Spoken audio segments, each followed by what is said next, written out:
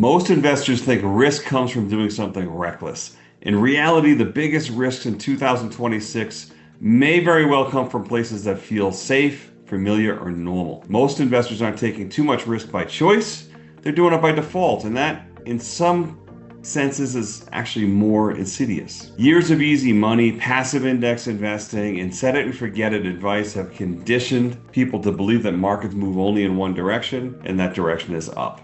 Set it and forget it index investing has worked for so long that very few people think of anything else. And that's why it's so risky. The default, set it and forget it, passive index investing is very risky. Assumptions end up being wrong in the next cycle. If buy the dip stops working, if Fed bailouts stop working, the damage won't just be paper losses. It could permanently alter retirement lifestyle, timelines, and a lot of different choices for your future.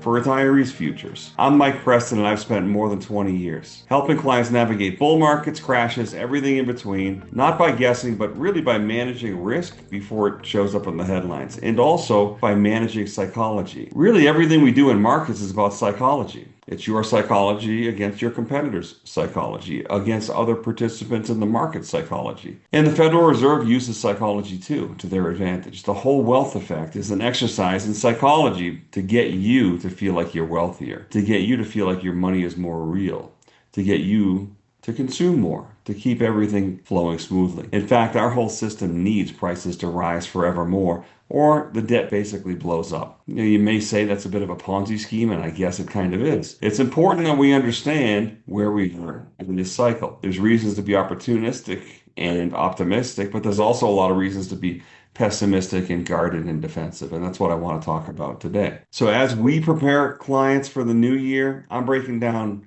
a list of what I think are the riskiest places to put your money next year and what to think about instead of doing those things. The first risk number one, the stock market. The stock market, particularly passive index funds, as I alluded to earlier, is a very risky place. The stock market is trading probably 3 times long-term equilibrium levels. The Shiller cyclically adjusted price earnings ratio is high. It's in the mid to high 30s. Margins are inflated across the S&P 500 companies because of deficit spending by the government that's likely unsustainable.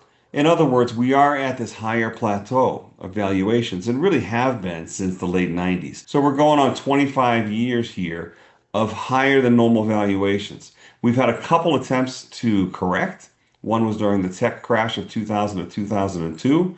It was bailed out by lower interest rates, thereby inflating a housing bubble. When the housing bubble burst, that caused the great financial crisis. That was reinflated by, again, zero interest rates and an initial $16 trillion in central bank money printing, which has become much, much more. And now we're in the everything bubble that has tried to correct a few times, each time being rescued yet again by central bank magic, i.e., wealth effect. Where does the story end? I don't know, but I don't think we're at a permanently high plateau. So those that are investing passively in a 60-40, 80-20, 70-30 portfolio, get your risk down. Get your risk down to 30% stocks. Go 30-70 if you're going to be passive. At least with that, I think that you can sit through whatever comes psychologically, and you can actually get more aggressive down at lower levels if you want to. So passive investing in the stock market is very risky, particularly because we think the stock market will likely peak sometime in the next year, although no one knows exactly when. We think that's very likely and could very well fall by 2/3 to reach equilibrium levels. The main indexes also have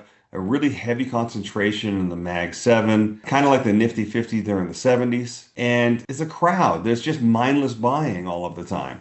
Passive flows, and an up market just comes in every month. 401ks, other retirement plans. That's great on the way up. It also can work in reverse on the way down. The trickle of money coming in on a monthly basis will not offset the massive liquidations that will happen in a down market. So again, indexing works great, passive works great, until everyone's on the same side of the trade. So just beware. The second risk I want to talk about is junk bonds. Investors have really been chasing yield a lot over the last 10 or even 15 years. A lot of those years, interest rates were around zero for high quality bonds. So investors were starved for yield, and everyone, including money managers, chased a higher yield.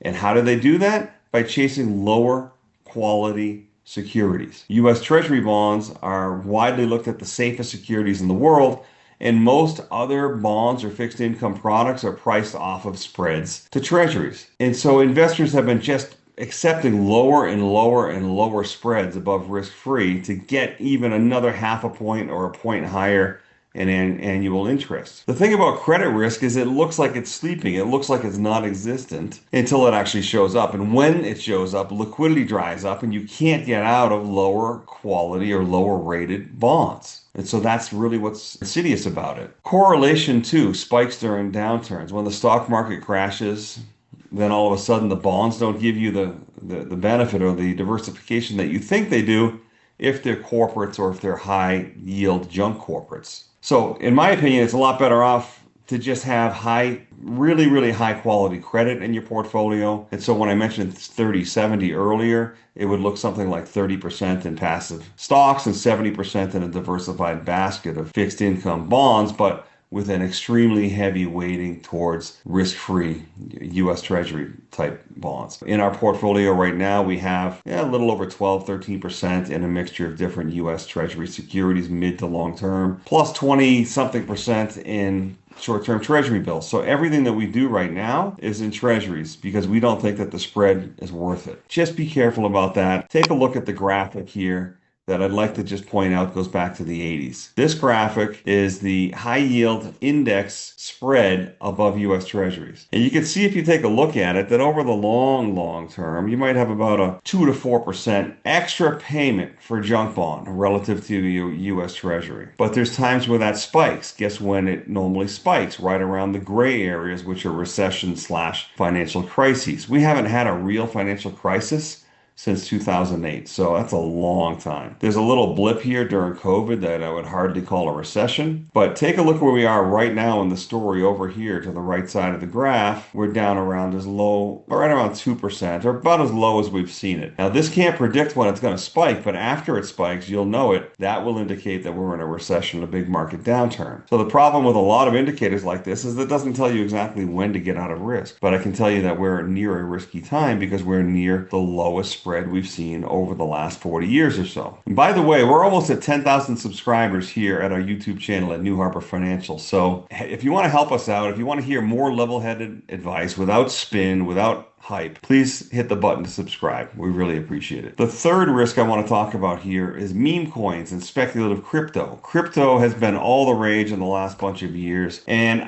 I can't say that crypto isn't real or that it's not here to stay. In fact, I think the blockchain is here to stay. I think that Bitcoin has proven itself as a store of value, but what about the hundreds, even thousands of other meme coins out there? There's very little barrier to entry to create a meme coin, and so there's a lot of people invested in these areas and they think they're going to have the next big thing, and maybe they will, but history doesn't really work like that in the market. The market rewards quality. The market rewards winners. And so if you're one of the first movers that gets established and gets institutional support, that's likely where you want to be. And if I look at today's crypto landscape, that's probably Bitcoin number one and Ethereum number two. Or just simplify it and just invest in Bitcoin if you want to. Now, our viewpoint on New Harbor is very positive and real things like precious metals, gold and silver. But a small portion in Bitcoin I think could make sense. But stay away from these meme coins that I'm mentioning. There's just too many of them. Just an absolute explosion. There's no cash flow, no fundamentals, no protection to the downside, no litmus test to know if you've got a good coin or a bad coin. I think at least Bitcoin's proven itself chart-wise over the years. The others haven't. Liquidity, when things go wrong, evaporates really quick. Speculation is not equivalent to investing.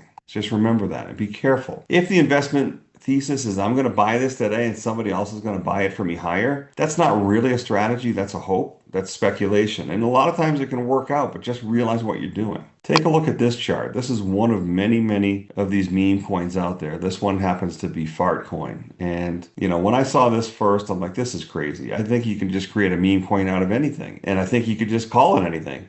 And you can see here on the price chart that this price went up maybe fivefold, then it collapsed, then it went up again fivefold, then collapsed. And over this period of time, which I admit is a relatively short period of time, only about 1 year, this coin's been all over the place, but it's about where it was a year ago. This is only one of hundreds and hundreds of others out there. And a lot of the names are as ridiculous as this one. I wouldn't put your money in this type of thing. What's really crazy about this is that stuff like this goes up. Even after I say it's crazy, it goes up doubles and triples. But that doesn't really mean that it's connected to anything fundamentally. I believe the meme coins, most of them, 99% of them, are going to end up costing people money. The fourth risk I want to talk about here is highly leveraged trades, highly leveraged anything. Highly leveraged trading can blow you up. It can also make you rich pretty quickly. But in general, I don't recommend highly leveraged trading. This includes options, particularly 0 days to expiration or short days to expiration options, and futures contracts. There's a huge popular following on 0 DTE or 0 days to expiration options. You can place a very small bet, and if the market moves in your way, you can make 100 times your investment or more. There's forums online that have people that are bragging about these types of things. They might risk 1,000 or two and make several $100,000. But in general, it's just gambling. It's just walking up to the roulette table and betting red or black. I think it's the leveraged wins that gets people interested. You can lose a lot, but eventually get leveraged wins. But most people psychologically can't handle that type of trading. They can't handle it financially, and it's not really recommended. Leverage magnifies mistakes. So if you're buying an option, thankfully your risk is limited to the amount of money you pay for the option. But if you're using futures and you're using leverage and you make a mistake, your mistakes are leveraged as well. And ultimately, you're going to hit that trade that kills you, that kills your account. Most expert seasoned traders have been through it. They've blown up several accounts along the way. We're trying to help you not blow up your account because the price is pretty high, psychologically and financially. Most people underestimate the speed of loss. You can lose everything overnight. In highly leveraged trades, you could lose everything in an instant. There could be some event in the world and the market could drop 10%. It's happened. There was a flash crash in May of 2010, I believe. The market dropped 10% in an afternoon. So a lot of people get wiped out or they get rich. You don't have to play that game. You don't have to play the short-term time frame game. Professionals manage risk. Professionals often sell options versus buy them, for instance. But professionals always, always, always think about risk. They will almost never risk more than 2% of their account on any one idea, for example. Retail, on the other side, highlights and celebrates big gains, but they ignore and minimize losses. A lot of you watching might be grouped into retail. Some of you might be more professional. Some of you may have paid the price to become more professional in how you look at things. But I'm just trying to help people understand what the big pitfalls are here. No judgment. We want to help people. That's what we want to do. We want to help people. We want to help people avoid loss and avoid anxiety and stress. That's the number one goal. If you want to do a deeper dive into how options work, check out our recent newsletter on options and how New Harbor specializes in options and knows how to use them. The link will be down below in the bio. Check it out. Just remember, leverage doesn't give you more opportunity. It gives you less room for error. The margin for error can be really, really thin. You better be a professional if you're going to use leverage, and you better have some really good rules. And those rules are about loss control. So here's a couple honorable mentions that didn't make the top list that I'd like to mention here as well. First honorable mention would be real estate and bubble markets. I was recently talking to a person that lives outside of Phoenix, Arizona, and I got to tell you, I was shocked at just how big of a bubble that market is. We were talking about that market, and I went on to a website and took a look at the listings, and it's amazing to me. There's a lot of single family homes, 3 or 4 bedroom homes, 2 million, 3 million, 4 million, 15 million, 20 million. In that area is a huge bubble. There's other bubbles though too. For instance, Silicon Valley, Los Angeles, Boston, parts of Texas, Florida, all these are bubble markets. And I'm not saying don't buy a house, don't own a house. And frankly, I don't think that you should time your purchase of a house if you happen to be like moving from one place to the other. If that market is reasonable, go ahead and buy a place. I think that during the present time, it's better to buy a place at the lower end of the spectrum on the entry level. But in general, jumping into or speculating leverage, particularly leveraging in bubble markets, will be a huge mistake. There's just speculative price behavior. There's big money, speculative money, private equity money. All of these things are driving prices into the stratosphere. And don't forget that real estate is highly rate sensitive. If rates go up more from here, we could see an accelerated fall in price. Also, liquidity. People assume they can get out quickly, but when I was doing that quick look around the Phoenix area, I saw houses that were listed maybe for 6 or 8 million that were there was an indication that the price had recently dropped millions of dollars, and still they're not selling. So huge amount of risk, particularly in bubble markets. Real estate isn't always safe just because it's tangible. Now, most of you don't have to worry about this. You're not going to go out and speculate in bubble markets, but just remember the price of homes doesn't always go up. Take a look at this chart here. This shows the 1 year change in metro level home prices between July 24 and July 25. Take a look at where the red is on the chart down in Florida, outside of Houston. That means an 8% drop or so. And then the rest of it, kind of like the peach or lightly red colored, it's about a -4%. You can see that in Los Angeles, San Francisco, Portland, Seattle, Phoenix, Denver, etc. So some of these markets are starting to come down. I believe that's only the beginning. Once the stock market actually tops and tanks, I think that real estate could come down 20 to 30% across the board. So just be careful out there. Be careful with real estate. The second honorable mention I'd like to say here is anything that you go all in on. I know that the richest people in the world have gone all in on one idea and it worked. Jeff Bezos, Bill Gates, etc. Those are the success stories. Of course, it's easy to point at success. None of us really remember all of the hard times that each of those two individuals went through in the beginning, for example. Going all in is a long shot. And even if it works, I've got to say that I don't think it's worth it mentally, psychologically. And even if you pick the right idea, there's a high probability that you're going to jump out at the exact wrong time. Take a look at a long-term chart of Microsoft or Apple. I remember in the 90s, Apple lost 90% of its value. It came all the way back. If I remember right, and I was in the business back in the tech crash, Amazon stock hit a low around $3 before coming all the way back to where it is today. So avoid concentration in one idea or one theme, because even if you're right, I guarantee you the market will try to find your weaknesses and squeeze you out. Don't become overconfident, because again, the market is going to throw curveballs. The market's job is to shake you out. And that's not going to happen as easy if you're not all in on one idea. There's no margin for being wrong. And I know this from experience. I have gone all in on certain ideas. I wish I didn't in the past. I learned a lot. I paid a large price for that knowledge. You can avoid that. Talk to a pro. Talk to us. We can help you understand where your psychology is likely going to pull at you and where it's likely going to cause you to make mistakes. I can fire questions at you to try to find your weaknesses in your viewpoint or in your strategy. So happy to help you out. If we can, just let us know. Take a look at the all-in video that I did recently that New Harper put out on our YouTube channel. There's a link down below to that as well. Just remember this as I'm talking in summary too.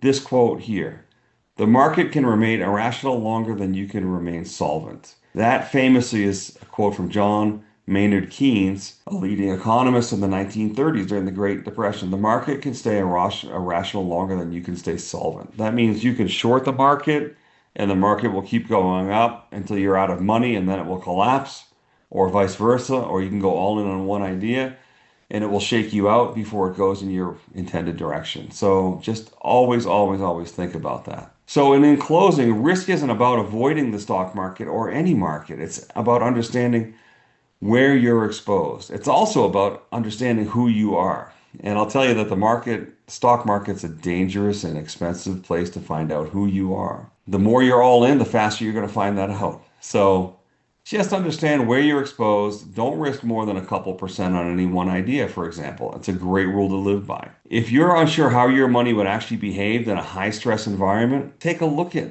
your assumptions. Take a look at your risk control. Take a look at what you're actually doing. Even with things that are working, like gold and silver. We're talking to people, and some of the people we're talking to are very heavily exposed, maybe even more than 50% in some cases. It makes sense to sell some of that idea, even though we think it's going higher, a little bit at a time. So if you've got 50% exposed, you might sell 5% here. It goes up some more, goes back to 50, sell another 5%. Sell something on the way up, because when we inevitably get a bear market, you're going to be happy you did that. So if you're not sure exactly how you're exposed as we head into the new year, as we head into what's likely going to be a crazy new year, it could be a new cycle, now's the time to talk. Schedule a consultation with us, get some clarity before you feel the stress. Click the link down below, reach out to us, comment on our videos. We do read them, and we do appreciate you. We appreciate your attention. We appreciate this platform. Thanks for tuning in. I really enjoyed it.